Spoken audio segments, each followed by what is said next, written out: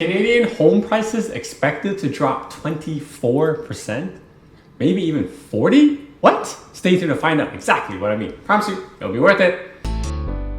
Good day, Toronto. Welcome to another episode of Prime Property. So glad you joined me here today. Now, we are going to explore one of my favorite topics ever. Bubble crashes. Nothing biggie. All right. You're going to see my reaction to this because I see this all the time. This is not going to be the first time, but I do want to address it because a lot of people kind of sent it to me through reviews. Shout out to all my clients who sent it to me. But this is going to be a fun article. So let's get begin. It says, Canadian real estate prices expected to drop 24%, comma, can crash 40%, dun dun dun, Oxford Economics.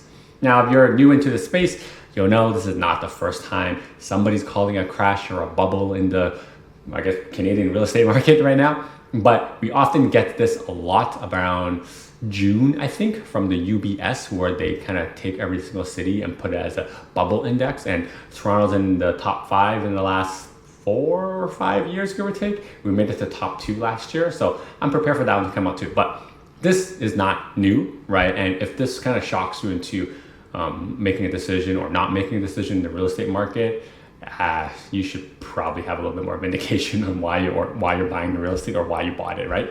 So let's get into it. The first one here says that latest forecast according to Oxford Economics shows that by mid-2024, so this is in 18 months or so, they should expect prices to fall by 24% due to higher interest rates and anti-speculation policies, and forecast to begin price decline starting this fall, right? And if these measures fail to correct prices, meaning the start of these anti-speculation and higher interest rates to cause it to crash, instead of a 24% correction, expect a 40% correction. 24, 40, they're both crash. I wouldn't call it a correction at this point. It's just like, right? Do I think this is going to happen? There's a chance, but do I agree with the way they arrived at it? Absolutely not, right? Overarching theme I want to kind of outline in this video is just because you want it to, it doesn't mean it's going to happen. The way they have kind of measured whether something's going to come down is strictly from affordability perspective. So I have highlighted here saying that prices are going to fall and they're going to stay stagnate between 2025 and 2030 because they have to let the incomes catch up and affordability must return by mid-2028. Look, just because it's unaffordable doesn't mean it's going to crash, right? I'm going to talk a little bit more about like the average price to average income, but just because it's out of this band, that blue band that they have, doesn't mean it's going to crash, right? So they obviously have this kind of like index between 0.1 to 1.5 deems it as affordable, right? And there's been some peaks where it's been kind of out of the norm, right? So now they're saying that, between 2015 and 2020, when prices have effectively doubled, that's actually the norm. It's just when they've escalated at the rate that they've gone, it has kind of been out of the norm, right? I don't know about them, but at the point where in the 90s, it was out of the norm, so that did correct a little bit. So maybe they got onto something, right? But the point here is that just because it's an affordability issue doesn't mean it's going to crash, right? Now, when we go back here, you can see that when you have the average price relative to average income, the band in which it's in is affected by 2 factors. Obviously, the price of the home and whether it goes up or down, but at the same time, it's affected by the average income because that's the other factor in the equation. So if your incomes aren't increasing at the pace that home prices are, at some point, it's just going to blow up. So the question becomes, is there wage inflation that's coming with all this other inflation? I think there should be, but is it not going to come and prices are going to come crashing down? No, it just makes no sense, right? It just doesn't. So there's a couple points here where it says, if prices continue the unsustainable climb, the correction turns into a grab. Sure, whatever, right? Like they're basically saying that if the government doesn't intervene with anti-speculation tax, which by the way, the Liberals voted against banning foreign purchase. This was kind of low-key swept under the rug, but they ran on that election and they banned it themselves personally, so that's not happening. So the government is clearly in favor of speculation to an extent. And while interest rates are going up, you guys know my stance already. Like, I don't think we're gonna have more than 3 this year. We have 1. We'll probably get 1 in April, and I say something's gonna cause it to taper off, and we'll maybe get 1 in like the fall, right? That's kind of my thinking right now. So to kind of say that, because the government is trying to prevent speculation and interest rates go up is going to cause a crash. I just don't quite believe it. It's just hard for me to believe. And again, I read a lot of this stuff before, right? So like UBS has it, as I said before. Oxford Economics, it's not the first time that's coming out. It's just you got a fancy name like Oxford Economics, so it makes it sound like it's legitimate, but questionable in my instance anyways. And they're arguing that while there's a price correction, there may be some near-term pain, right? Instead of to return back to a healthy market. And I don't think our market has been healthy for a very, very, very long time. You have to remember, I've been doing this for like over a decade, and everything has been a crash. And we did see a crash in 2017. It corrected itself very, very quickly, right?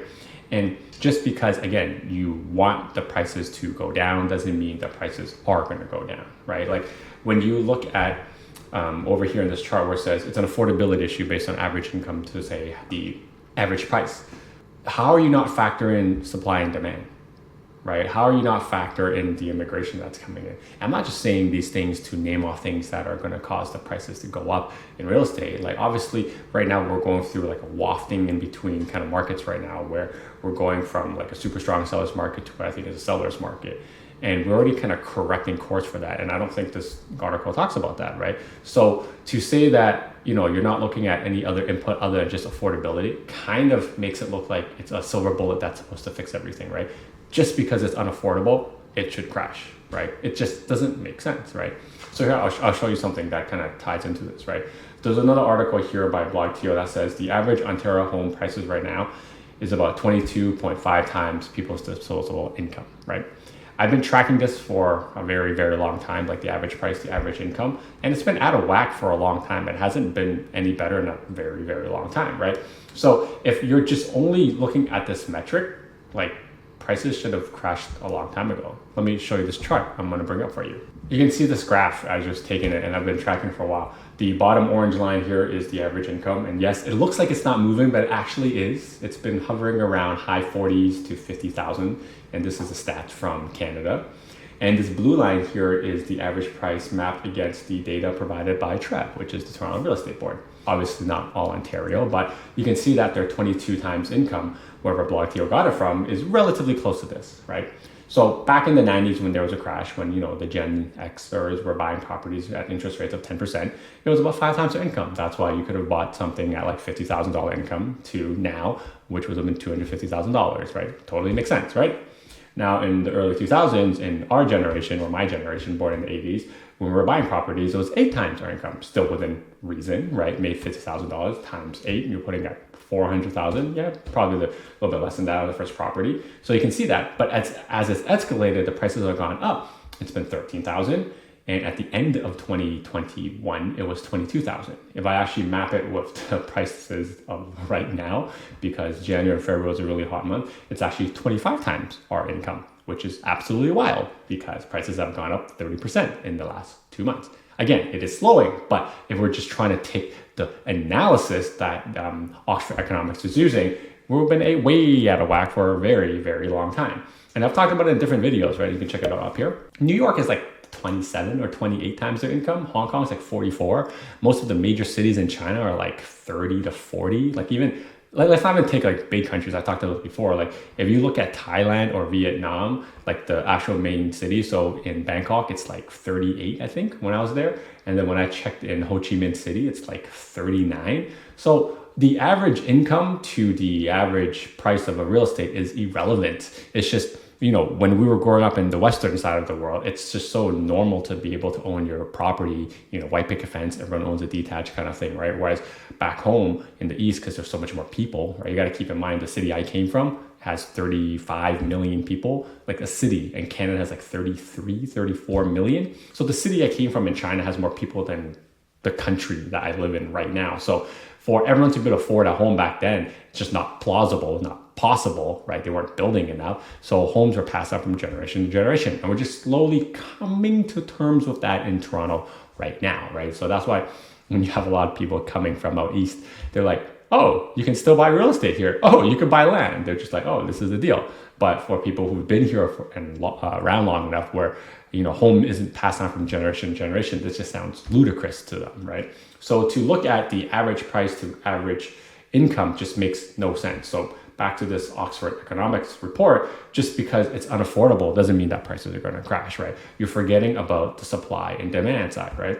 So for prices to come down, we've talked about it before, the metric I follow is months of inventory. And right now we're still at like 0.6 months of inventory in Ontario specifically, right? Or GTA specifically. And for prices to be balanced where they aren't going up or down, you need to see 3 to 6 months of inventory. And for prices to actually go backwards, you need 6 months plus of inventory. We're not even close, we're at 0.6. And this article talks about all of Canada, not just GTA right now, right? So when I checked the Korea stats, the one that came out last week, with the months of inventory at 1.6, right? So we need to see at least the inventory double in the next little bit before we can see a price fall back. Now, can another interest rate hike scare some people off? Absolutely, right? Are some people going to need to sell? Potentially, but are there people who don't need to sell? Because if you think about it, right, when you look at here, the average price has gone up so much that even if you were to revert to 24 times, revert back by 24%, that actually only puts us back 2 months because prices went up like 14 to 15% in the last 2 months. It's absolutely wild, right? So to say that we're going to go back 24 and then cause a crash, I think it could possibly happen. But to say that it's going to be happening just because it's unaffordable, I find that quite hard to believe, right? So that's kind of my stance on it.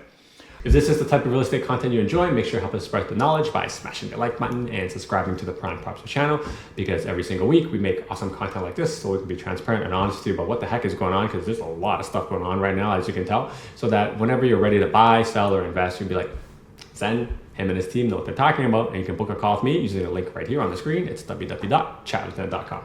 All right, so the next article here, we got inflation. This one also kind of sucks. This video is going to be a little bit negative, but this one says that inflation stings most if you earn less than $300,000, and here's how to deal with it.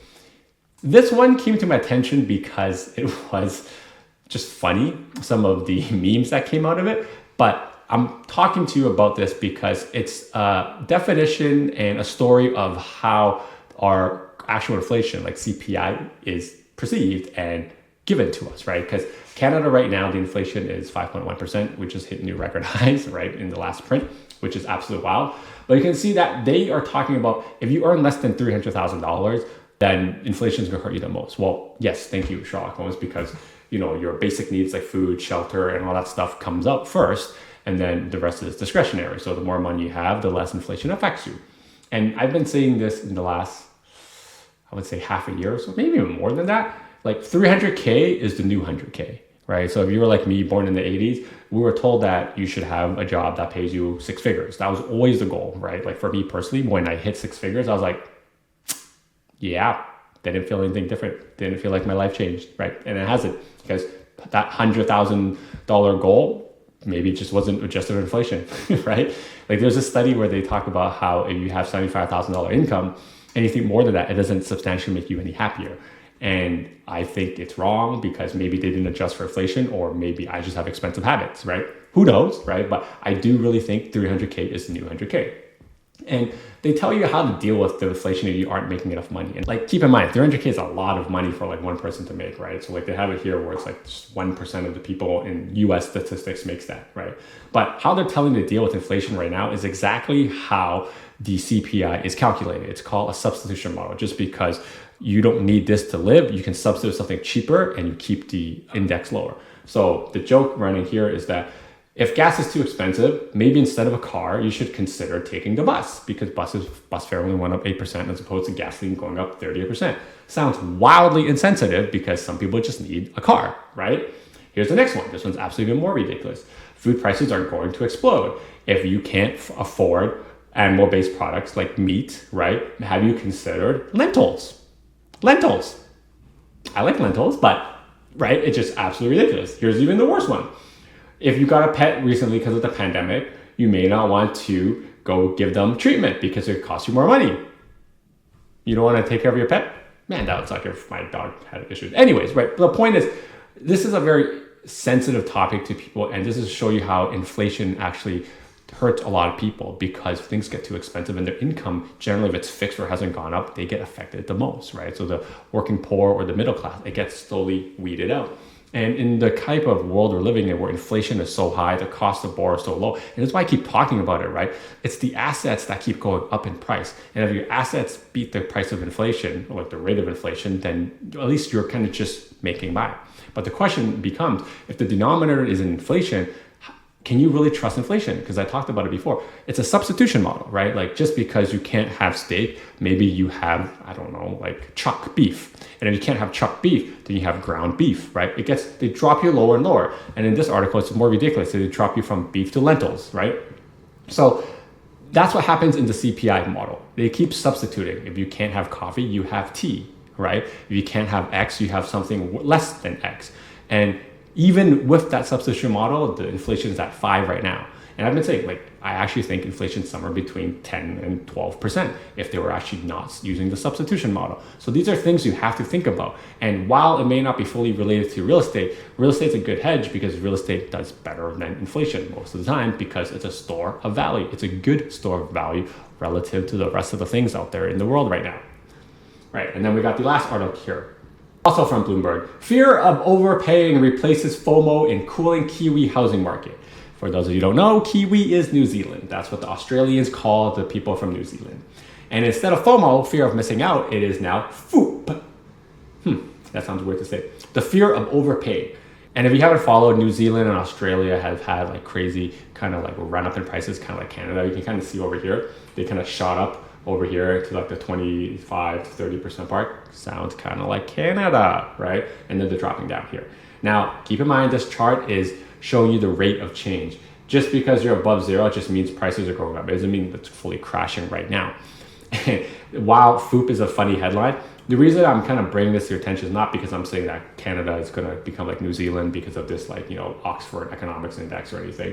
The thing I want to point out to you is all these chatter, market supply, the demand and supply side, it all gets trumped by one thing, monetary policy. It sounds super boring and super lame, but I'm gonna read this out to you.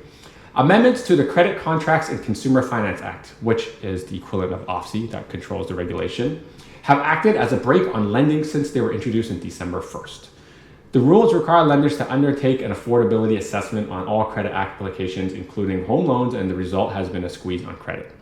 So in English, that basically means people couldn't get money, liquidity squeeze. You couldn't get a mortgage for whatever reason that they changed, right? So therefore, the kind of dry powder for people to borrow to buy houses and have it run up in prices gets turned off and prices slowly start coming down, or like the rate of change starts changing in the wrong way, right? So this is what I'm trying to get at. Now, what they made the change to, I try to figure it out. I just really couldn't. It just sounds like do more due diligence and penalties if you fail to comply, which tells me maybe they had some really loosey-goosey mortgage rules. But like I didn't look too deep in that because the idea here that I'm trying to kind of indicate to you is that the prices have gone down now because the monetary policy have changed. So as an example, in Canada, if the government decides to say, hey, first-time home buyers, you can now use less than 20% down for properties over $1 million up to 1.25, that is an increase in liquidity, more credit. That means prices can go up because more people can buy it. But on the other side of it, if you say, hey, investors, we're going to increase your down payment from 20% to 30, 35%, that reduces liquidity, and then it reduces the amount of ability for people to buy properties, which means prices come down. So the biggest knob in all of this generally is financial and monetary policy, right? And interest rates, while they do affect you, they aren't going to make or break it. And I've been on the record for saying, like, I don't think we're going to see 3 interest rate hikes. More than that, we already had one in March, maybe one in April, maybe. And then maybe we'll get one in the fall. Who knows, right? But for me personally, like if inflation, again, is so high, the cost to borrow a mortgage is still sub 3.5%, right? A variable mortgage rate right now is still 1.8 on your primary. Real estate is still very cheap. Money is still very cheap. Liquidity is still there for you right now. So that's why I think prices are going to continue going up in real estate. Maybe not at the rapid rates we were seeing at, like 10% a month, because that's absolutely ludicrous. Maybe we'll go back to our 1% a month, or maybe it stagnates for a little bit and little spikes, because that's what we normally see. And now that we're moving into the spring market, because after March break, I am seeing some listings come out. I wouldn't say it's an absurd amount of listings coming out. So that kind of maybe helps with the supply side. But at the same time, how many buyers are going to come up? We will find out. But if the prices stay kind of like, I don't even know what this word, stagnated, but like if prices only increase about 1%, If you annualize that for the rest of the year, that's a 12% increase. GTA has done on average like 6% in the last 4 years, including the crashes. So that means if you see prices don't accelerate like 10% and just go up like 0.5% on average, that's actually normal. It's normal. It's just everyone's so conditioned that everything is crazy. So everyone thinks money grows on trees. If it goes back to normal, which I would absolutely love, then that's okay. It doesn't mean it's gonna crash, right? So for anyone who's kind of reading this article about how prices may crash because, affordability, you really need to think critically about kind of what's happening, right? That's all I'll say. So hopefully that kind of gives you an idea of what's going on in the market right now. Again, we are in spring market, things are changing. So if you're trying to get an idea of whether it actually makes sense for you to buy, sell, invest right now, you could book a call with me using the link right here. It's www.chaozhen.com. And until next time, your move, your future. See ya. Now that you're done watching this one, how about this one? Oh, you know what? This one's good too. Ooh, this one's really good. You know what? Just watch them both.